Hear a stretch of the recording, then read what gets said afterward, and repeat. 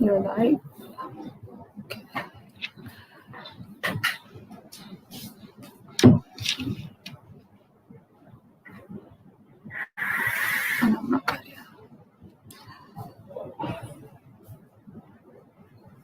छोड़ो तो ऑन था मन ना बताओ सो तब मैं अपने ऑन करने लग देगा दिखाई and people are still not there. They are coming because lecture पूरा नहीं थियो है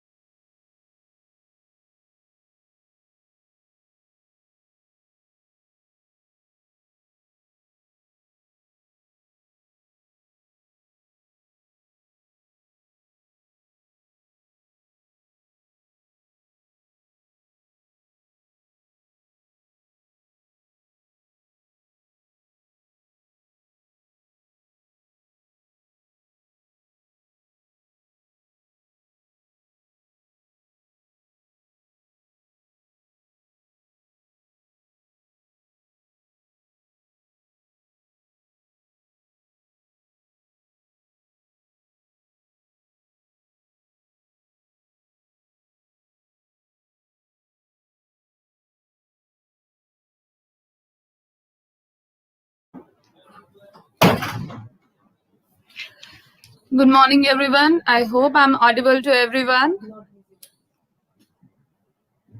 Not visible? Just wait a minute. It will simulate in 3 minutes. Just a minute.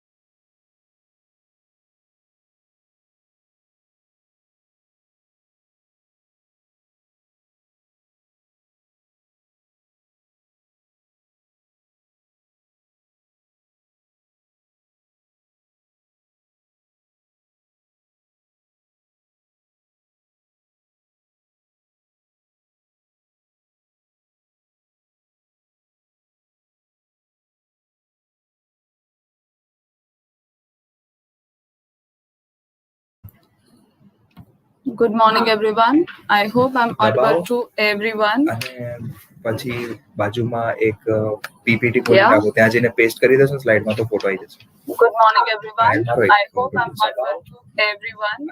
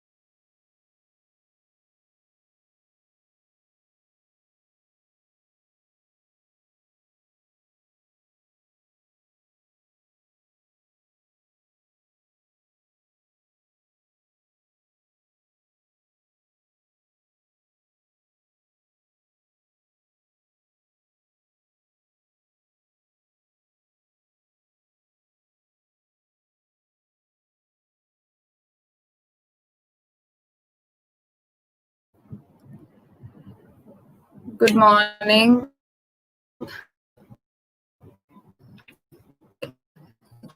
I hope I'm audible to everyone properly.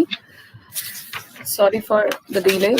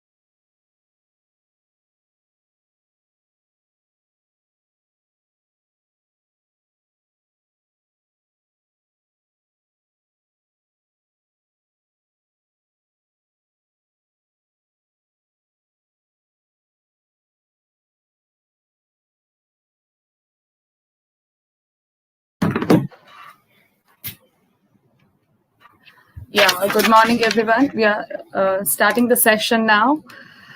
Good morning, one and all over here, and our director, CA, Dr. Marjun Joki, sir. Warm greetings to one and all over here. On behalf of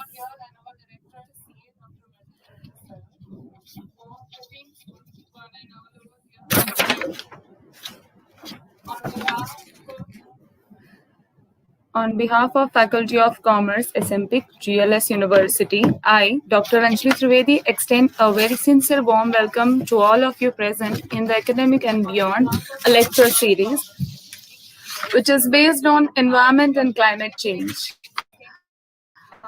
Key to sustainability. And also want to extend a note of thanks to our guest speaker, Mr. Karan Shah, as a climate change and sustainability professional. I feel privileged to introduce Mr. Karan Shah as our SMPIC alumni, who is currently associated with Civita's Sustainability Foundation, working to integrate CSR, climate change, and sustainable development goals. His professional and research experience includes working on sustainable development goals, policy advisory for urban climate resilience, innovation, and social entrepreneurship, and corporate philanthropy in different regions of India. He is one of the regional leads from South Asia for Climate KIC program, European Union's largest public-private innovation partnership focused on climate innovation and clean tech. His recent most endeavors include developing holistic corporate social responsibility action programs for corporates, addressing social innovation entrepreneurship, and environmental sustainability and urban biodiversity, and advising the government of Gujarat to integrate sustainable development goals in the public policy framework. I request Mr. Karan Shah to engage an interesting session with you all. Antibiotics. Yeah. So I'll be hearing myself.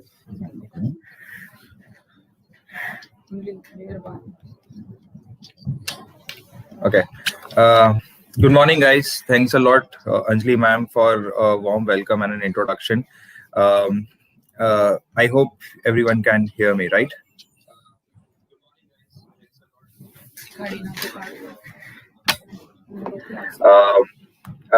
I hope everyone can hear me, right? Okay, fine. So,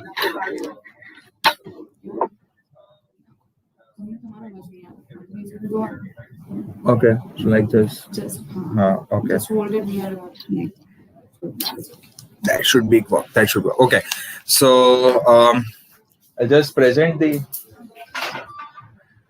Okay. So today I am going to address on subjects of climate change, addressing sustainability. How do we practice sustainability? How do we address the challenges of climate change that has been posed onto our generation?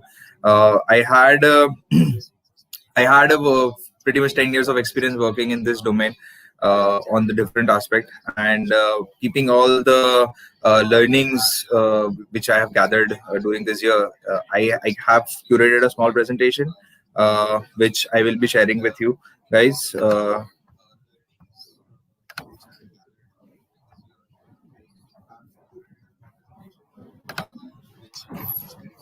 So you've got a share screen. So Just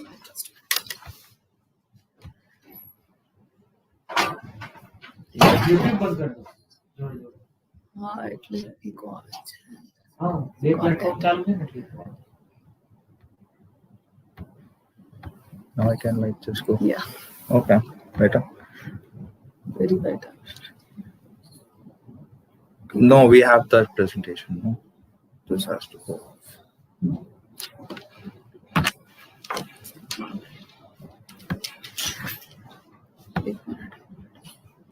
You speak up till now. Till then, I'll start. Yeah, so by the time we just get on to with our presentation, I'll just course the chart, chart the course what we are going to do. We are going to talk about four major things. We are going to talk about the problem statement that is at hand, that is climate change. Second, we are going to talk about the severity and the potential impact that it poses onto different sectors and communities.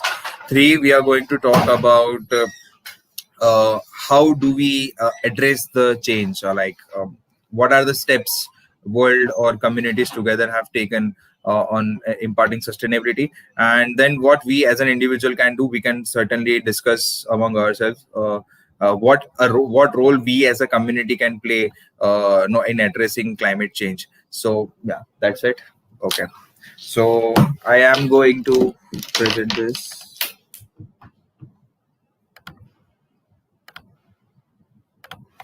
Right. So the climate crisis and its solution. Before I start, I am a SMPIC alumni. I passed out in 2009. I did my BCom from here. Then I went on to doing the Masters in Climate Change from Gujarat University itself. Right now, I work with Civitas Sustainability Foundation, a Section 8 company, which is focused on working on emerging challenges of society, that is climate change, sustainable development, education, entrepreneurship, social innovation. We work on all of those array of aspects. I also happened to finish my reality leadership training a couple of months ago. I am one of the 24,000 individuals identified across the world and trained by United States by Vice President Al Gore on different on training the people on climate change and engaging community and government on at local scale.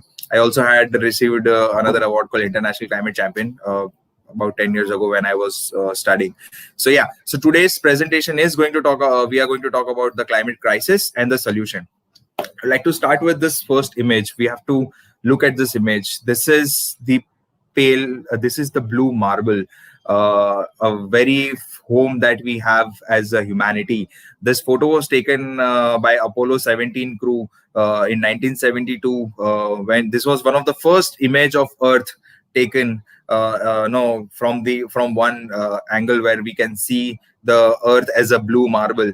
It signifies that this is the only place that we have in the whole universe as a home. So anything that happens to this place, we have to be very cautious about it. Now, as we have today, we know the topic of discussion, climate change. It's there, it's happening. So it poses key questions to us. Those questions are three questions. Must we change? Can we change? And will we ever be able to change? So these are the three questions that maybe we can ask ourselves, that should we change about it? No, should we change ourselves, or no, maybe someone else should change, or no, as a community has to do something. We have to start asking this question. So I'll just go on to the first question. Must we change? So yeah, so this is the I'll briefly take you into the little bit science part of climate change. How does it happen? So quickly taking you, our Earth has an atmosphere which has 76% of nitrogen, 24% of oxygen, 24% around oxygen, and then we have, for 1%, we have different gases. Now, all those 1% of gases in atmosphere, some of the gases are called greenhouse gases. Now, greenhouse gases are those gases which has an ability to trap the radiation back. So every day, when the Earth rotates around the sun, we get the solar radiation in form of light waves. So we only get to see light because when sun rises, we get to see light, but then there is a lot of other radiation coming, which has infrared and all the other wavelengths of radiation coming. Most of the radiation is absorbed by Earth, and that's how the Earth becomes warm. And when it becomes warm, it becomes habitable place for all the creatures that are living. And some of the radiation which bounce back from the Earth's surface, it reflects back onto the atmosphere or in the space. But some of it is trapped by the atmosphere itself, by the greenhouse gases. So you can assume that all the radiation that Earth receives every day, almost most of it goes back into the space, because it enters into the atmosphere, it reflects from the surface of ice or land or sea, and then it goes back. But while going back through the atmosphere, there are greenhouse gases present over there, so they trap that particular radiation into the atmosphere, and they heat it up. They heat themselves up, because when they absorb the radiation, they heat themselves, and that's how they make the atmosphere and the overall Earth warmer. Now, this is the basic fundamental. So all the problem statement over here is greenhouse gas. So greenhouse gas, if it is there in the atmosphere in a controlled measure, it is a boon for humanity, because then it makes the Earth inhabitable. But if the CO2 or greenhouse gas concentration in the atmosphere increases, it starts absorbing more radiation, which actually is going back to space. It starts absorbing it and making the Earth more warmer, I would say. So the concentration of the whole debate, if you know, when you follow climate about climate change, the whole debate will be around the concentration of CO2, the concentration of greenhouse gas, the total emission of greenhouse gas equivalent gases into the atmosphere. The whole debate will run around this, because they are the biggest culprit, I would say, uh, in the whole debate of climate change. Just to give you an example, we throw about 152 million tons of greenhouse gas polluted every day into the atmosphere. These are not the normal natural processes by which the gas enters into the atmosphere. These are the man-made processes. So we are actually using the fossil which were buried in the earth crust for millions of the year. We are extracting them back, we are burning them, and we are releasing the carbon which was stored in the earth's crust for millions of years. We are just releasing it back in the atmosphere. So then when it goes back into the atmosphere, I just told you what happens as the process. Now this is the typical sources of greenhouse gases. It will include one of the biggest sources would be the burning of coal and oil, because coal and oil both are fossil fuel, and fossil fuels are hydrocarbons. They are the carbons captured in the earth crust for millions of years. So when we extract them back, use it in our different processes, we are actually getting the carbon dioxide from one formation to another. We are getting that hydrocarbon and getting it back into the its gas form. So no, you take an industrial form, industrial processes, coal mining, burning the coal in the power plant to get the energy. Industrial agriculture also plays a bigger role, because to keep the annual farming growing, we have to feed a lot of resources to them. There is crop burning, there is a deforestation to create more land, there is transportation, there is landfill. There are a lot of activities which directly and indirectly lead to emission of greenhouse gases. And one of the biggest of it is still the energy use. When I say energy use, I mean the electricity or power needs, which majorly comes from coal plant. They are still the biggest source of GHG emission in the world right now. So this is just a small graph. The largest source of global warming is the burning of fossil fuel. And if you can see 1850, which was really the beginning of industrial revolution for the world, where we actually had found the steam machine, burning the coal. That was a time when we actually understood the potential of fossil fuel and the coal. And then humanity has never seen back in terms of using the fossil fuel. So you can see every year the chart is growing bigger and bigger. And right now in 2020 we use around 10 billion metric tons of carbon. We just release it back into the atmosphere.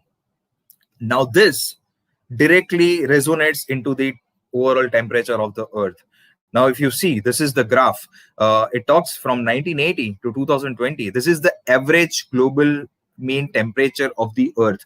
Now you can see, from 1980, before 1980, or from early 1900s, there was not much temperature rise. Earth used to see either no temperature rise or temperature reduction overall in the total atmosphere. You can see there is only one red line over here. 1940 se leke 1945 there was a temperature hike. If you just guys can notice, that was a time when there was world war happening across the world. So during that time earth warmed, because whole world was fighting. There were a lot of ammunition getting used. There was a lot of burning happening everywhere. So for that particular time, world became hotter for 5 to 10 years. But then after 1970, the commercialization of, or the widespread use of crude oil, which actually came into the mainstream industry, you can see the temperature is getting rising since ever. And there are 72% chance that 2020 will be the hottest year, because you can see all the red lines. Earth has never seen this big red lines in its whole history. In 1.3 billion years of Earth's life, temperature has never been this high. So there is a good chance that 2020, this year, is going to be the hottest year this Earth has ever seen in its life. So yeah, so this is some of the statistics that I would want you guys to look on. 19 of last 20 years, were the hottest ever recorded, and out of which 5 साल जो last हमारे गए हैं 2016 से लेके 19 तक, these are the 5 years which were the hottest ever recorded on this Earth's surface. And it is evident. There are a lot of evidence that you can find around it. Canberra, which is the capital of Australia, never used to go beyond 35 degrees Celsius in peak summer, reached 44 degrees. The Siberian Peninsula in Russia, which is the coldest region of the Earth, witnessed 38-degree temperature, which is like it has never seen that big temperature in summer. Now, most of the heat, which comes in the atmosphere is absorbed by, so even California. I'm coming back. California has different set of issues. I'm coming back. I'll come back to it in the later part of my presentation. Now, coming back to the radiation coming in and going back wala phenomena. When the radiation comes in, it bounces, it reaches to Earth, surface के साथ वो टकराता है, वापस जाता है. Now, 2/3 of the world is water, ocean है. 93% जो हमारा radiation atmosphere में आता है is absorbed by the oceans. So when they absorb, and ocean is essentially water, okay? So when they absorb the radiation, water gets heated up. When water gets heated up, it changes its form and becomes into the mist or the water vapor that we call it. And that is actually a normal natural phenomena as well. Water gets heated up, it becomes the water vapor forms clouds, cloud gives you rain. That is the normal weather cycle that is there. Now there is a big role that greenhouse gases play here. When there is more heat being trapped by the ocean temperature will also increase. So as you can see, ocean temperature has started increasing from early 1990s, where there was more number of GHG emission there on the ground. So when we emit the greenhouse gases in the atmosphere, a lot of greenhouse gases are also absorbed by ocean as well. And when they do, they also heat up. So when oceans heat up, again, 2020 is again going to be the highest in the ocean temperature. When the oceans heat up, they evaporate more moisture into the atmosphere. Now, somebody would say this is good scenario. No, if there is more moisture in the atmosphere, there's going to be more rain. Hence, everybody loves rain, and it should be good. Actually, it is not. When there is more moisture in the environment, the whole weather cycle gets disturbed. So right now what you're seeing is the typical moisture map of the world. How does moisture travel from one region to another? How do they form into the clouds and bring you the rain? So typical hydrological cycle, evaporation leads to precipitation leads to water running back to the sea, because all the water eventually goes back to the sea. So when you accelerate more evaporation into this cycle becomes more intense. And when this cycle becomes more intense, what we see is super cyclones. So when we have more number of water particles in the atmosphere, there are higher chances that there is going to be more number of cyclones. There's going to be more number of flood. There's going to be more number of super cyclones. So this is one that we witnessed in Amphan this year only, which hit the India as well as Bangladesh borders, and it was a very tragic cyclone that more than about 1 million people had to be relocated in both countries, and it had a big impact on the Sundarban, which is a indigenous ecological forest in the Bay of Bengal. Now some of it is shared by Bangladesh, some of part of Sundarban is also there in India, which is ecologically the most unique place across the world. It also faced a lot of tragedy. Then there become a biggest problem.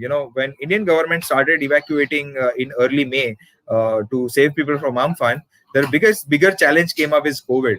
So what used to happen, that government used to rescue thousands of people, bring them in an evacuation camp, and when they come to evacuation camp, they started witnessing the COVID cases, because somebody had COVID infection, and it just started spreading. So it's kind of a dual challenge.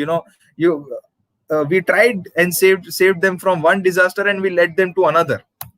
So the gravest effect of the environment pollution and environment tragedies are suffered by the poorest of the people. That is the saddest part of it. Now we are talking about as there is going to be more moisture in the environment, hence there is going to be more rain, right? So even every one of you must have noticed, or you may ask your parents, they would say that the monsoon cycle has changed. Just maybe when you talk to your elders about, particularly for our region, let's say Gujarat, when you talk to them, they'll say that Gujarat mein abhi barish badh gaya hai. People will say, yes, there are more number of rain we receive every year, but then they'll also tell you that the season is also shrinking. So the local climatological data says that our season of monsoon, which should be of 90 fair days of rainfall, 2.5, 3 months of good rainfall, has now shrunk to 1.5 months. And the number of the precipitation amount, the quantum of rainfall that which we used to receive is increasing. So now understand, we are getting the more rain is in less number of days. So there are going to be chances that there are going to be days of extreme rainfall. There's going to be extreme precipitation anomalies. That is what this chart all says, that from 1950s, let's say 2016 tak, the precipitation anomalies across the world is increasing gradually. That means rain bombs. In 1 hour or 2 hours, there is so much of rain you witness that the whole area is clogged up with water. So that is called a precipitation anomaly. And this is a typical rain bomb which looks like this. This is more, it is in the field, so you can actually capture it. But now imagine this whole big cluster of a cloud raining over just one area of Ahmedabad. Let's say satellite area. This whole cloud will rain it over satellite area, and for few hours the whole area will submerge into the water, but then the other areas will not receive the enough amount of rain. So again, the New Jersey, which is a city in USA, they were never used to receive a high amount of precipitation. From last few years, they are facing flood-like situations. And globally, floods and extreme rainfall events occur now 4 times higher than 1980. So there are chances. Earlier, extreme rainfall events used to occur once in 4 years. Now it occurs every year. So this we can directly relate with our local example, Assam. If you check the news about Assam, particularly during the months of monsoon, you would see that Assam is receiving floods continuously from last 5 years. There is not a single year Assam has not witnessed a flood in last 5 years, and every year government has to rescue over 1 to 4 million people. Rescue them. Even the last year, the floods were so intense that the whole Kaziranga National Park was under the water, and a lot of biodiversity, a lot of lives also, wildlife was also lost because of this flood. Same in the other parts of the world, in Africa, in Kenya, which is a forest region which receives moderately good rainfall, now receives more than average rainfall, which results into the flooding, intense flooding, and 1 lakh families were displaced this year due to flooding in Kenya. Now, the same extra heat, which evaporates more water from ocean, also evaporates more moisture from land. Now, this is a very tricky understanding. Ocean में से पानी कम हुआ, ocean को ज्यादा फर्क नहीं पड़ेगा क्योंकि वो पानी अल्टीमेटली वहां पे वापस आने वाला है. But if your land starts losing the moisture, it will start creating the drought-like situation. So now imagine you need water in the upper layer of soil for a good agriculture to happen, or for the wildlife or for the greenery, for the ecology to survive. If your upper layer of soil does not have enough water, it will start creating a desert-like situation. So the intense heat that is there in the environment, it absorbs more water from ocean as well as it absorbs more water from soil as well. So on one hand, we have issues of flooding that we just discussed. On the other hand, the same phenomena pushes us to a deeper drought kind of a situation. So we may have good rainfall during the monsoon, but by the time we reach to summer, we will have less and the less water with us, because most of the water would have gone back into the atmosphere again. So this is the scenario, the whole Europe as a continent is going through a severe groundwater level challenges. The same issue that we have been seeing in India as well. In India, a study says that about around 60% of groundwater has been already been depleted. We only have 40% of reserve with us, and one of the biggest recharges, or one of the biggest support to groundwater are lakes. So there's one image of lake in Chennai, which earlier used to be the seasonal, or used to be a perennial lake. Used to stay water used to stay there for a whole year. Now dries up during the summer months. So now when lakes dry up, there is lesser water actually going into the back into the soil. Now all that water actually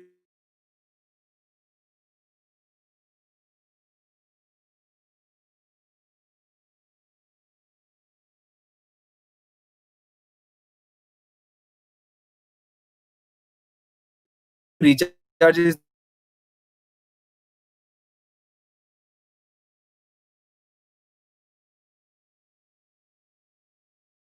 much fire incidents in city, because our fires are mostly man-made mistakes. But in nature, when we go into the ecology or the forest, the number of fire cases increases with the increasing temperature. And we are not talking about temperature increasing to 5 degree, 7 degree. Even a temperature rise of 2 degree, 1.5 to 2 degree can spark an enormous amount of fire across the world. And now here you can see, from 1980s to 2000, the number of hot days increasing. Also, same is denominated in the number of fire incidences. Large fire incidences across the world are also getting higher. Now that's where the whole no, we just talked about the example of California. California earlier used to have fires. There was not there was never a case that California may fire abhi abhi bada hai. There used to be natural fires occurring every year. Some of them were also due to the mistakes of human as well, and some of them were natural fires. But the intensity of those fires have been increasing. The area that it captures, no, that is increasing. Imagine 16,000 acres of land, which is almost,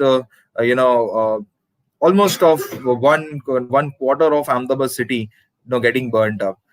Australia is no more, an anomaly to all this. We have just witnessed a massive wildfire in Australia, which created a lot of area.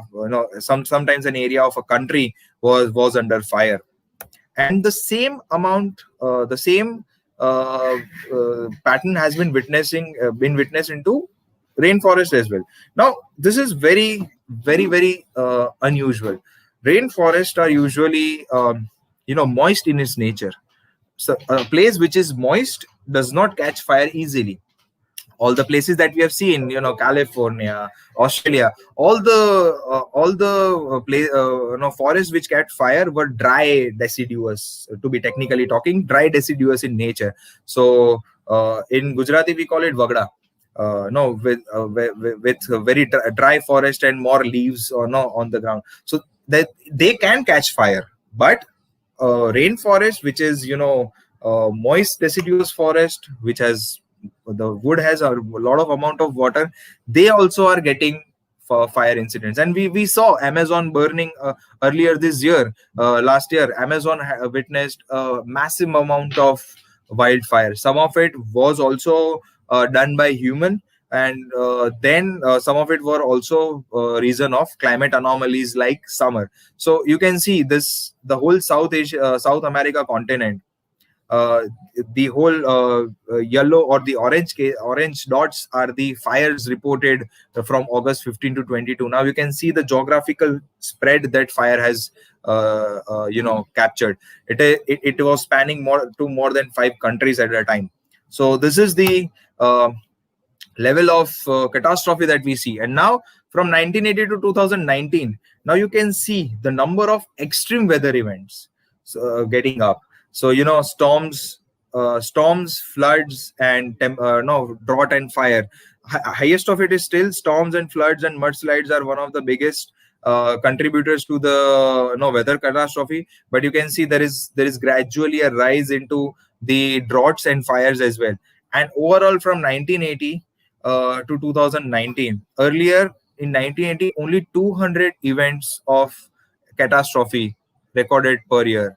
Now it is more than 700 events every year getting recorded as a weather catastrophe in different parts of the world. Now I'll take you to the other sides of the world, poles, where most of the ice is stored. Now you know North Pole and the South Pole. North Pole is Arctic, and South Pole is Antarctica. Now Arctic, just a piece of information: Arctic, the North Pole is a floating ice. So the ice that you see on the North Pole is actually floating on the sea. There is a sea beneath it. Whereas the South Pole, Antarctica, is a continent. So there is a landmass ice. There is a huge difference between these two kind of ice, because it plays a different role. Because the first North Pole, Antarctica ice is a floating ice. So the melting process when the Earth heats up will be higher there, because the ocean is directly touching the ice. So if the ocean warms up, that ice will gradually warm up very fast. Now this is the image of a glacier in Greenland. Greenland again is a land-based ice, very closely located to North Pole. In summer of 1935, this used to be the ice mass. Now in summer, that particular glacier becomes a river. So there are lesser number of days the ice stays in a solid form. It quickly melts down into water when the summer comes, which is very, very, very unusual phenomena for both of the poles, because when ice melts, it actually goes back into the sea, and the chunk of ice that is stored on both of this pole, if they both melt together, there would be 90 meters of sea level rising across the world. So technically 1/3 of the world that we know of will actually submerge if either of this ice will melt. So there is a steady decline in the ice mass of Greenland that you can see from 2000 early, which is not too far. From 2000 only, there was a rapid decline in the ice in the Greenland region. Now it also works on two fronts. Ice also gets melt, it also has to form back. This is a natural cycle. The problem with pole is that ice is melting too fast, but it is not when the winter comes, it does not get formed back into the ice masses again with the same capacity. So that's the biggest issue. And this is Antarctic ice loss. Antarctic, as I told you, South Pole is the second biggest ice mass on the world. It melts on a very higher rate. 10 cities which are at risk due to sea level rise by 2070. You can see first three are very closely located to us: Kolkata, Mumbai, Dhaka, Guangzhou, Ho Chi Minh, Shanghai, Bangkok, Rangoon, Miami, and Haiphong. So you can see from 10 cities, only one city is from a developed world, Miami, USA.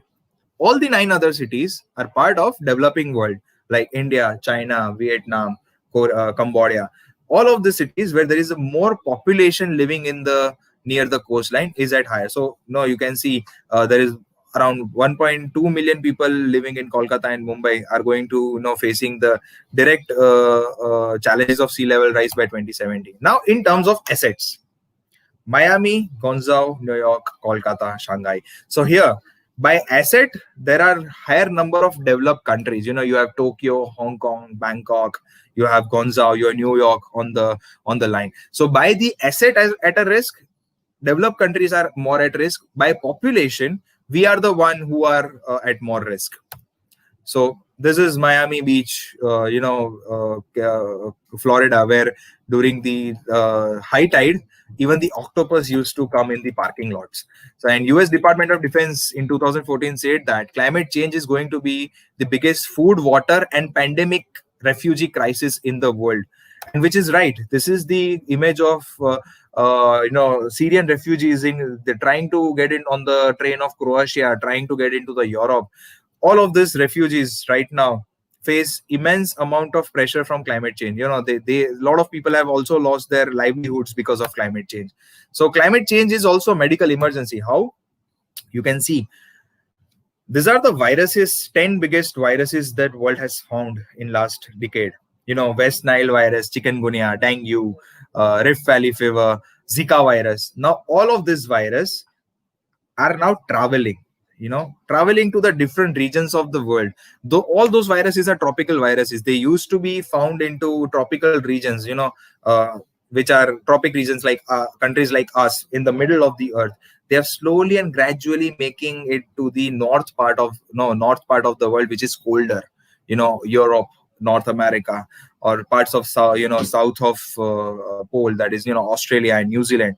These regions used to earlier be very immune from all these diseases because they were cold in the nature. Now they are also getting warmer, so all these viruses are also spreading. And the more we try to penetrate into the ecology, the more we get into do deforestation, the more we get into the forest, we expose ourselves to new infectious disease every year. So WHO and WHO and there is another body, IPCC, Intergovernmental Panel on Climate Change, predicted that we are going to have more number of corona kind of viruses every 5 years now, because the way we are actually getting into the ecology, we are getting exposed to new viruses. So, and also air pollution, it also adds to a lot of deaths. Air pollution directly is not related to climate change, but it creates a local phenomena where which we call urban heat island. So the more pollution there in and around city, there's going to be more heat island created around the city. Heat island means more number of air which is warmer than the it used to be. So that island is created and the city will stay, the region will stay warmer for long region. So you can say the highest number of deaths reported due to air pollution is still there in India, China, and African nations. This is the example of China, which is very notorious in form of air pollution. Now, right now we have risk of losing 50% of land-based species. We are going into a massive species extinction ever known to Earth. So now this brings us to the question: the cost of carbon. What is the cost of getting that coal? Getting the coal, getting the crude oil back? It is political instability, floods, wildfire, droughts, storms, ocean acidification, infrastructure loss, melting of glaciers, whatnot. We saw a lot about the challenges that we pose due to climate change and due to the excessive GHG emission. Now, and it affects our economy too. So should we change? Must we change? Of course, yes, we have to. We don't have option, right? So how can we change? Now we are going to talk about the solutions that we have at hand. And the first solution is the green energy progress. How can we transit ourselves from fossil fuel based economy to a more green and renewable based economy? So in 2000, the projection for wind capacity in the world was 30 gigawatt. World assumed that by 2000 they assumed that by 2010 we'll only be able to put 30 gigawatts of wind power out there. But actually we put up 22 times more. We put more than 600 gigawatts of solar of wind power across the world by 2019. So there is a positive action. World is also understanding that we have to promote renewable based option to stop the climate change. The same.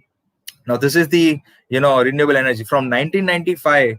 When Kyoto Protocol, the earlier policy mechanism of climate change, it came in 1992. It actually created a market for renewable energy, particularly for wind energy. And you can see from 1995, the graph is like getting real up.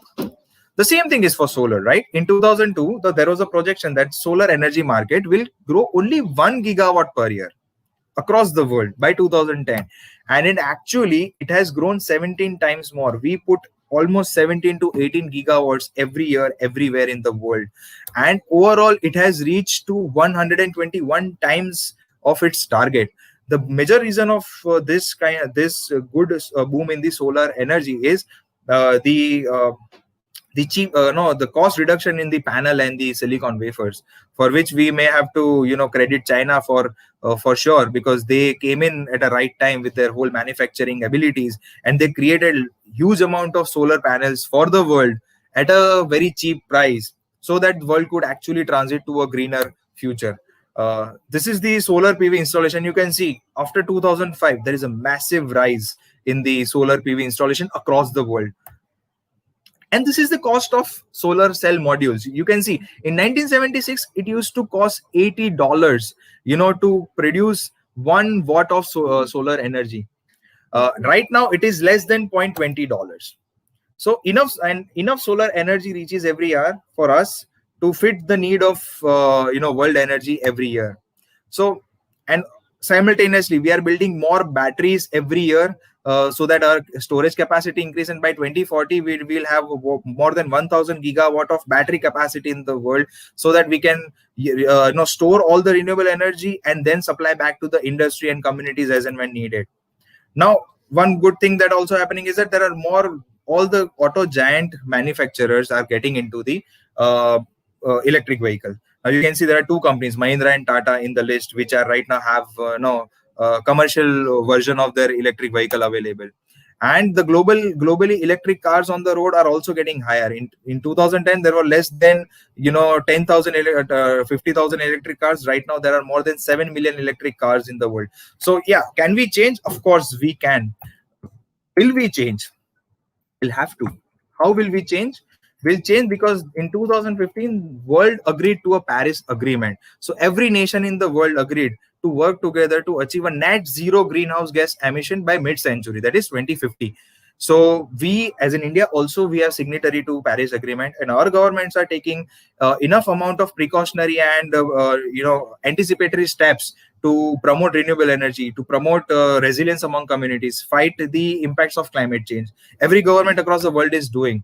And this is another statistics. If right now it is very difficult or loss-making effort to invest into energy stocks, conventional energy stocks. As you can see, Standard & Poor's 500, it gives you a good amount of return, whereas S&P 500 energy stocks are not giving enough amount of return.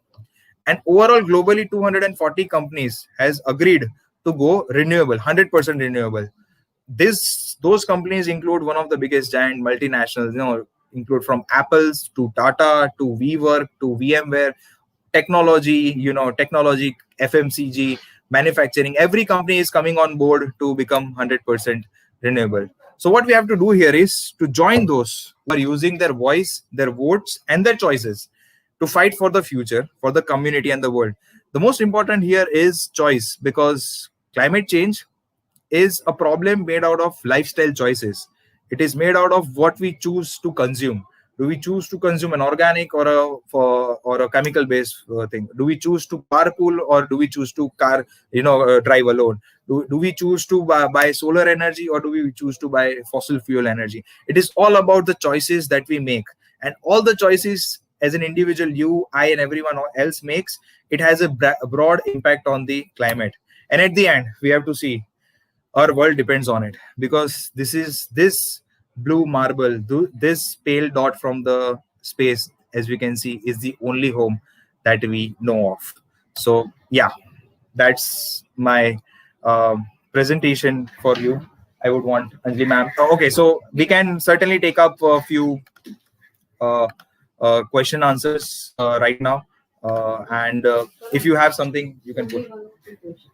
Yeah, please. Okay, so quickly, 1 or 2 questions. If you want to post it, maybe you can write it at chat. You can put it in the chat box and I can read it. It's on. Yeah, it's on. Yeah. So if you have any questions, then you can ask in the comments. Otherwise, we'll end the session. And one more thing, Karan would like to go with the commonly acceptable questions. So if any questions you feel which is practical, which is really appealing you, definitely you can ask. And Karan, I would like to request you to curate the questions and to get back to them. Right. If at all, if not right now, maybe you want to connect with me later on, you can always get in touch with Krupa ma'am. You want to know more about climate change, you want to know more about sustainability.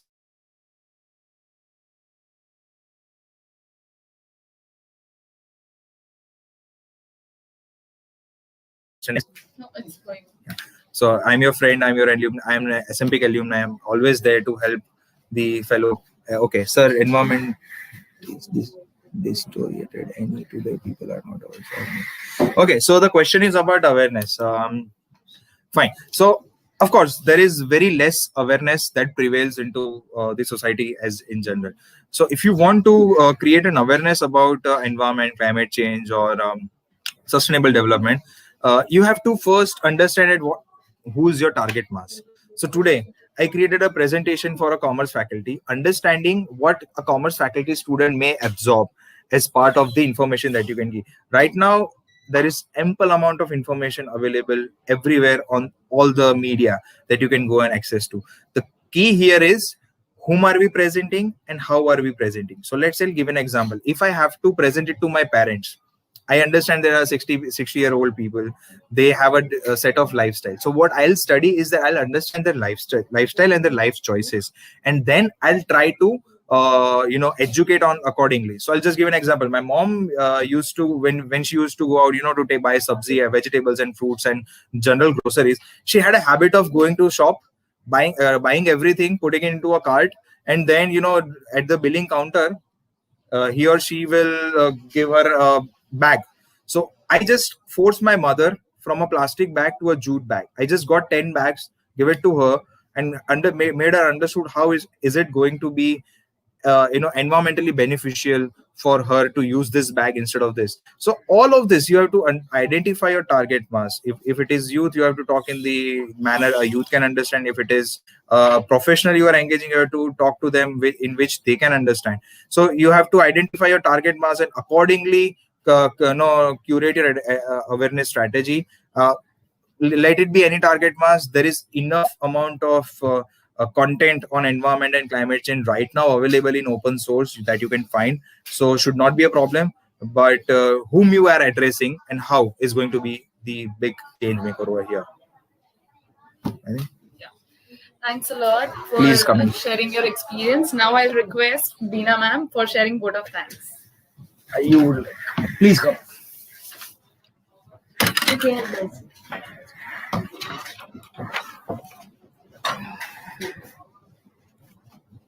Good afternoon, Mr. Karan Shah sir, Director sir, faculty members, and my dear students. On behalf of Faculty of Commerce, SMPIC, I, Dr. Beena Patel, here to propose vote of thanks. First of all, I would like to thank the management of GLS University, President of GLS University, Sri Sudhir Nanavati sir, for visionary leadership and everlasting support and guidance. I extend vote of thanks to our guest Karan Shah sir, who spared time from his busy schedule to grace the occasion. Today, we had an opportunity to attend informative session, and this will surely be going to encourage us in our future events. Your thoughts have enlightened our mind and have shown us a new path, sir. So thank you so much, Karan Shah sir, and all the students. Thank you so much. You can leave. Thank you so much. End the session.